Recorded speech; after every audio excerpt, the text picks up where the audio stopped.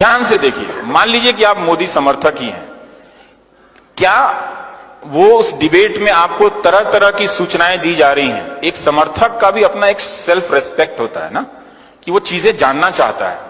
तो क्या वो मीडिया आपको ढंग से बता रहा है, आपका सेल्फ रेस्पेक्ट बढ़ा रहा है? वो दरअसल आपको इंसल्ट करता है रोज कि आप उनके वोटर हैं, आपको गलत बातें बताकर, झूठ बातें बताकर लाल रंग का टांग देगा। चिन्मयानंद स्वामी के खिलाफ कुछ होगा, सब साइलेंस में चले जाएंगे। आजम खान के यहां बकरी पे भी केस होगा, घंटों घंटों बहस होने लगेगी। तो वो आपको हमेशा एक अपने पड़ोस के मुसलमान को वो हमेशा दुश्मन के रूप में देखना सिखा रहा है। मैं साफ साफ कहता हूं, और इसको आप नोट कर लीजिए। और ये बात मैं लड़कियों से कहना चाहता हूं कि भाई देख लेना, जो लड़का किसी समाज से नफरत करता हो वो ना अच्छा पति बन सकता है, ना प्रेमी बन सकता है, ना भाई बन सकता है। देख लेना, ऐसे किसी लड़की से, आईटी सेल वाले से शादी मत कर लेना भाई, बता रहा हूं ध्यान से। पता चला कि दहेज तो नहीं देना चाहिए, मां बाप ने चोरी छुपे कुछ पैसा दिया, लाखों रुपए भी गए और मिल गया नफरत करने वाला, तो वो प्रेमी नहीं हो सकता है। मोहब्बत बहुत जरूरी है दोस्त, मिट्टी से भी और इंसान से भी। ऐसा नहीं हो सकता कि इंसान से मोहब्बत ना करो और कहो कि हम मिट्टी से मोहब्बत करते हैं। हम मिट्टी से मोहब्बत इसलिए करते हैं कि उस मिट्टी में बसने वाले इंसानों से भी मोहब्बत करते हैं। ये बात ध्यान रखिएगा। आज इंदौर में बीजेपी के आईटी सेल के प्रभारी हैं विक्की मित्तल, फेसबुक पे उन्होंने क्या लिखा कि गोडसे जी की पिस्तौल की नीलामी करवा दीजिए, पता चल जाएगा देशभक्त थे कि आतंकवादी थे। हम यहां पर आ गए, गांधी को मारने वाले के लिए ताली बजा के आप हिंदुस्तान नहीं बना सकते, नहीं बना सकते हो आप। जिस देश में गांधी के हत्यारे को देशभक्त कहा जा रहा है, तो गांधी क्या आतंकवादी थे? अब हम यहां पर आ गए हैं, क्या हम आपने उनको वोट दिया तो इसकी सजा इतनी दी जाएगी आपको कि आपको मूर्खों के झुंड में बदल दिया जाएगा? कि एक वोट देने के बदले, आप कितना प्यार करते हैं प्रधानमंत्री को, लेकिन उसके बदले में आपको उस झुंड में बदला जा रहा है कि आप गांधी के हत्यारे को गोडसे जी गए। थोड़ा सावधान रहिए, हो क्या रहा है इस देश में। और वो फेसबुक पे लिख रहे हैं, ये कभी हुआ था? कभी नहीं हुआ था। क्योंकि ये पॉलिटिक्स, आईटी सेल और मीडिया ये मान के चलता है कि आपने अपनी बुद्धि स्थगित कर दी, आप में बुद्धि नहीं है। मैं नहीं मानता, मैं उनके वोटर को बहुत सम्मान से जानता हूं, मुझे मालूम है कि वो एक अलग तरीके से सोच रहे हैं, लेकिन उनसे, वो चूंकि उनको वोट देते हैं, उनसे बदला नहीं लिया जाना चाहिए।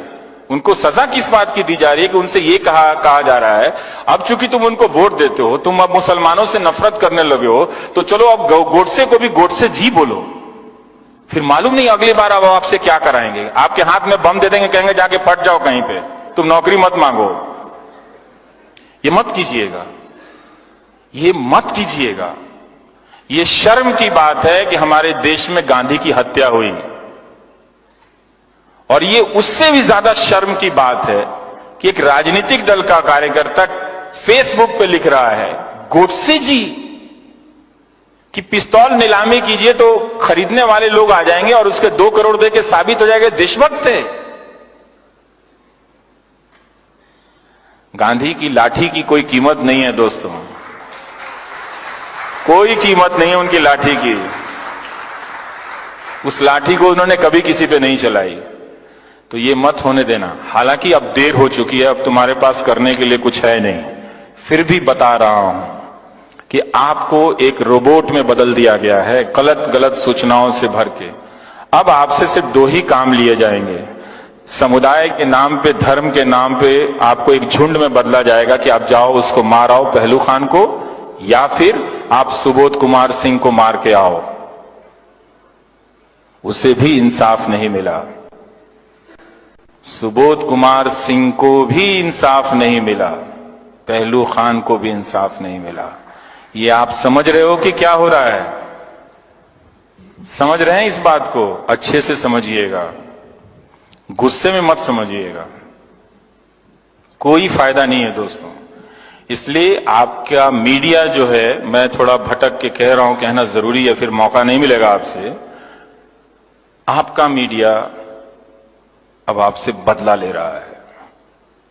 जब तक आप अपने आप को अलर्ट नहीं करेंगे, एक्टिव नहीं करेंगे, ये मैं क्यों कहता हूं कि आप इन अखबारों को पढ़ना बंद कर दीजिए, इन चैनलों को देखना बंद कर दीजिए और पैसा प्रधानमंत्री राहत कोष में दे दीजिए।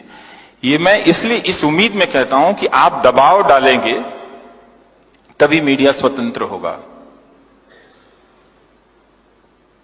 तभी मीडिया स्वतंत्र होगा। और एक बात जान लीजिएगा, मीडिया की स्वतंत्रता हम सिर्फ अपनी नौकरी के लिए नहीं कह रहे हैं, आपके लिए कह रहे हैं। जब मीडिया नहीं होगा, आप नहीं होंगे, क्योंकि आपकी आवाज नहीं होगी। आप 4 दिन के लिए अपने कमरे में बंद कर लो घर को, बोलो नहीं।